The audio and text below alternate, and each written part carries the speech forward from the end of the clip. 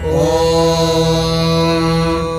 हिरण्यवर्णाम् हरिणीम् सुवर्णरजतस्रजाम् चन्द्राम् हिरण्मयीम् लक्ष्मीम् जातवेदो महावः ताम् महावः जातवेदो लक्ष्मीमनपगामिनीम् यस्याम् हिरण्यम् विन्देयङ्गामश्वम् पुरुषानहम् अश्वपूर्वाम् रथमध्याम् हस्तिनादप्रबोधिनीम् श्रियम् देवीमुपह्वये श्रीर्मा देवीर्जुषताम् कांसोऽस्मिताम् हिरण्यप्राकारामार्द्राम् ज्वलन्तीम् तृप्ताम् तर्पयन्ति।